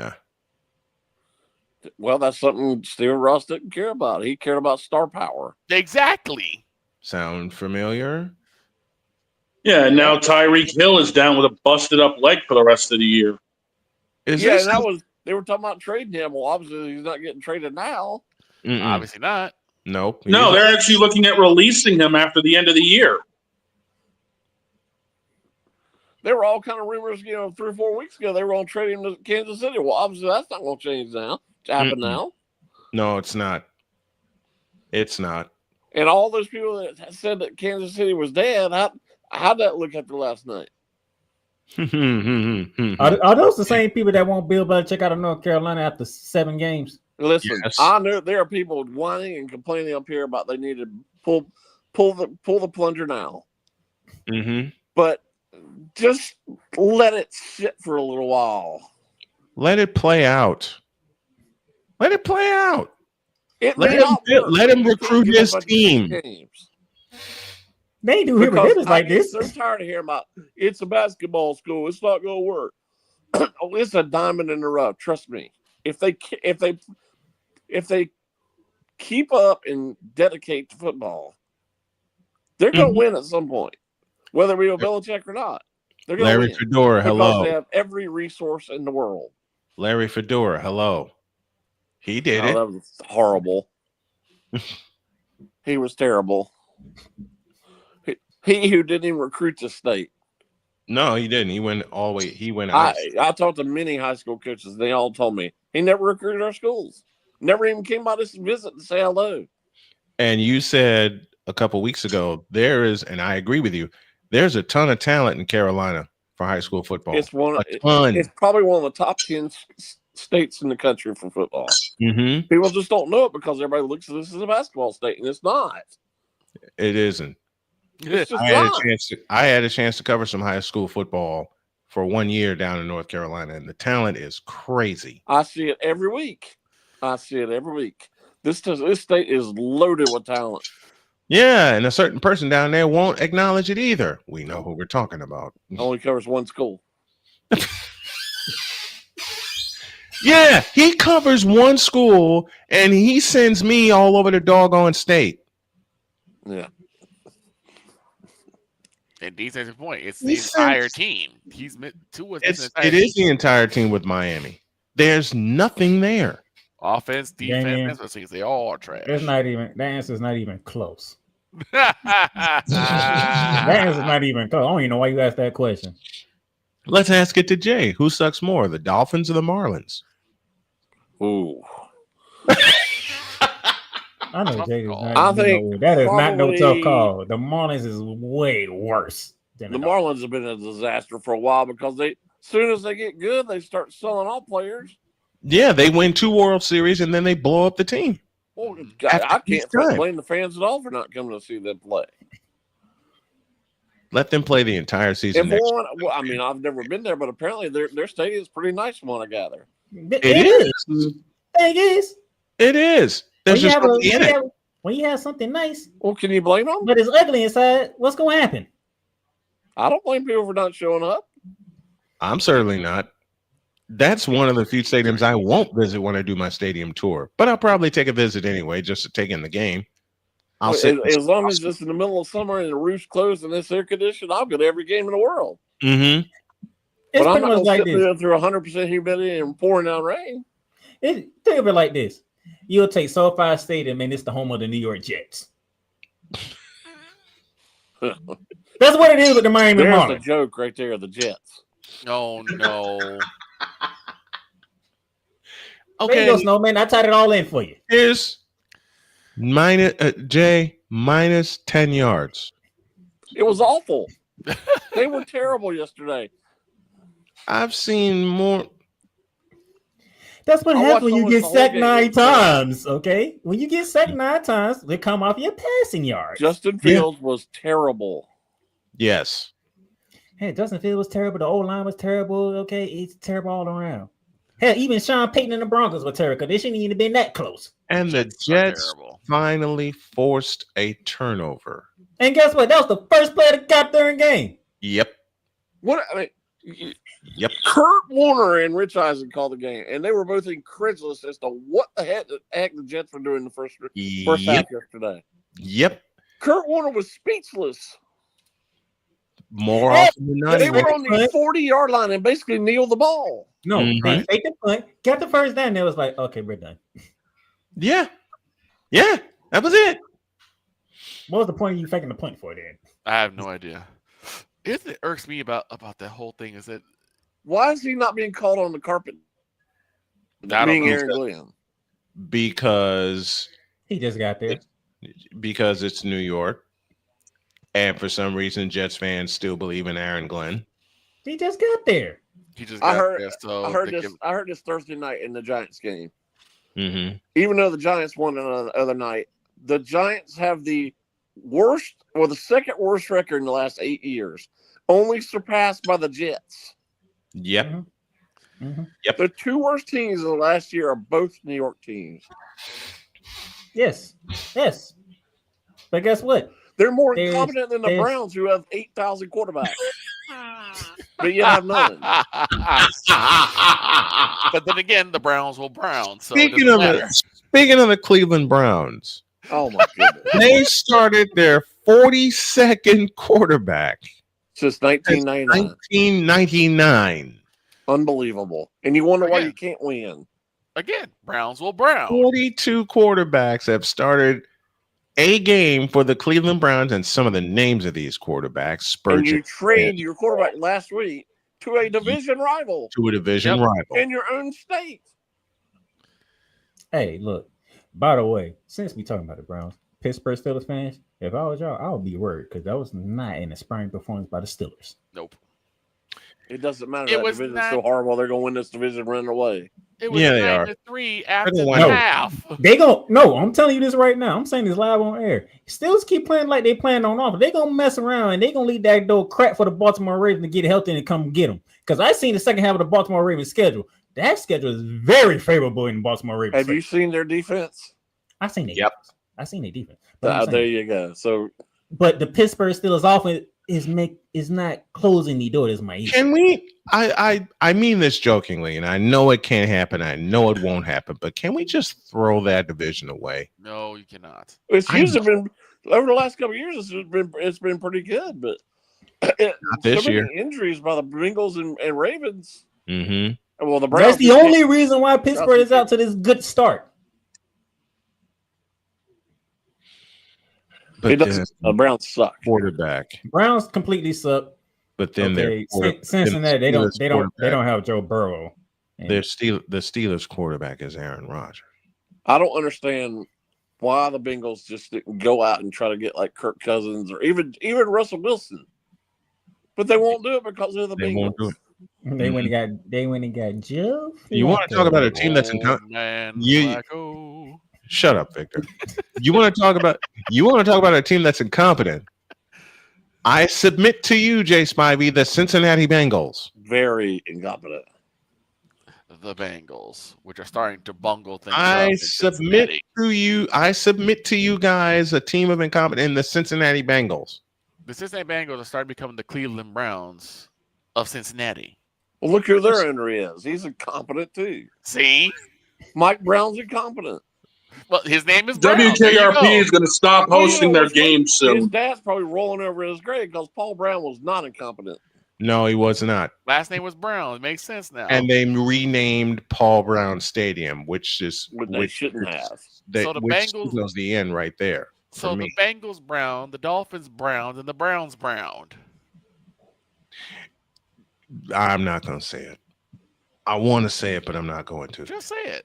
We'll finish with this. I have 4 words. Besides, how about those Bucs? How about those Colts? Well, all those people that you almost blew it. We should have blown it. Honestly, all those people who buried Daniel Jones. How's that looking now? Right. Maybe it's because he played for the Giants. I'm gonna say. I looked at that guy and said, "Oh, Kyler Murray ain't playing. Oh Lord, Arizona's not going to pick up." You know what? All of a sudden, overlooked Jacoby Brissett. I said it during the live. I'm glad you mentioned that. I was thinking that yesterday. 3-year-old. We overlooked. Kyler Murray's probably a better player. However, for that team, Jacoby Brissett might be better with Jacoby. Jacoby Brissett's the better quarterback because Kyler runs all the time. He doesn't allow his receivers to breathe. I'm going to make a comparison that made Shane spit out his food. Kyler Murray equals Justin Fields. I was going to say the same thing. I was going to say the exact same thing. I got him. Are we interrupting his lunch? I was going to say the exact same thing. Kyler Murray is a lot like Justin Fields. Let's end this show on a good note, okay? I'm sick of it. I just did. No, end this on a good note. I just did. Angel Reese. Congratulations on the victory. God, Angel Reese. You said good note. I ain't done. I had to get that in there. Angel Reese. Because you and Damien want to go back and forth between Caitlin Clark and Angel Reese. So I have nothing to say. But I'm out of this one. Congratulations to Angel Reese, but Asia Wilson is the GOAT. Yeah. No, she's not. No, she's the GOAT. No. She is right. I will not of all time. She's not. I will come to a compromise. Not of all time, she's not. I will come to a compromise. One thereof. But the GOAT in women's basketball? No. I ain't sitting on that mountain. You know who I think it is. Well, you better go look in the accolades. You know who I think it is. Accolades be damned. Because for me, the GOAT is Cheryl Miller. She's not for me. She's number 2 for me. Who's number 1 for you, Jay? Tarasi. In fairness to Snowman, there was no WNBA for Cheryl Miller. Tarasi. Heck no. Tarasi. I'll pick Maya Moore before I pick Tarasi. Tarasi's better than Maya Moore. No, she's not. Tarasi's better than Asia Wilson. And before this argument gets you better start this blasphemous. You will put respect on Asia Wilson's name. You gonna put respect on Maya Moore's name. I put respect on Maya Moore's name. Maya Moore's better than Asia Wilson. Doggone it. Maya Moore is definitely better than Tarasi. You can. Maya Moore is better than Asia Wilson. No way. We'll leave it there. Jay, thanks for joining us. This is an argument that's going to rage forever. Thank you, Jay, for joining us. We appreciate you. We'll see you next Monday. All right.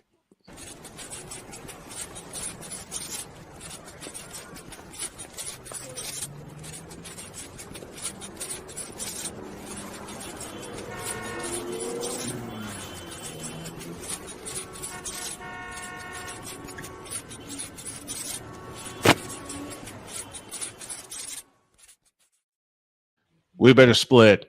Have a great day. God bless. Remember to make your next move your best move. And always remember, if your dreams don't scare you, they are simply not big enough. Dream big, do bigger. We are, and we hope y'all are too. Thanks for listening, everybody. See you tomorrow.